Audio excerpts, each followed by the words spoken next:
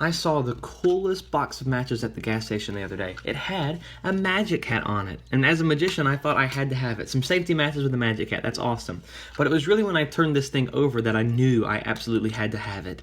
It had a present on the backside. A gift. Now, why do I say that I had to have it when I saw this gift? Because I have a saying I always tell people. I tell people I'm a magician and I get to do that for a living, and I say, how do you like that? And I say, you know what? Getting able to perform magic for a living is like a gift. It's like an unopened present. I absolutely love it. So when I saw this matchbook that had the hat and the gift, it was basically my philosophy on life. I had to have it. I took it home and immediately tried to light a candle with one of the matches from inside. And when I took out one of the matches, I saw... Oh, a few are falling out. It's okay. I took out one of the matches and I saw it wasn't a match at all. It had absolutely no phosphorus materials on the end. It was basically just a wooden stick. But then the more I looked at this, the more it reminded me of a 17th century magic wand. Not the magic wands with black in the middle and white on the ends. That came much, much later. But the very first magic wands were little square magic wands with a bulbous end. And the magicians would hide a magnet inside of that bulbous end. And they could secretly pick things up and move them around without people knowing.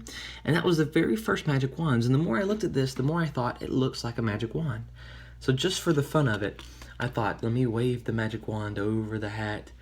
And when I did, a dove came out of the hat.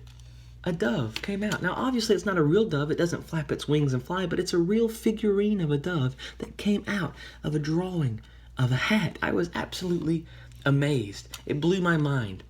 And again, I was like, man, that was a magical moment for me. It was as if this magic moment was a gift. This is exactly why I talk about it. It's like a gift, an unopened present for me. And I thought, you know what? I have to try it again. So I thought I'm going to take another match out, wave it over the hat, and see what happens. So I did, of course. I took another match. Well, magic wand, I guess, really. And I waved it up over the hat.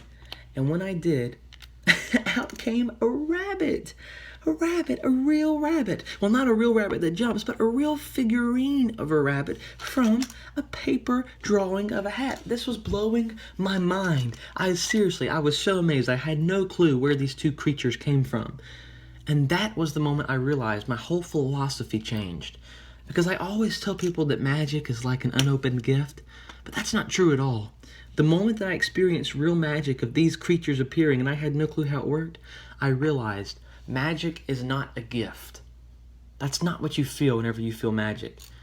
Magic is like that moment when you open the gift. And that moment when you open the gift is the best way to describe what magic truly feels like.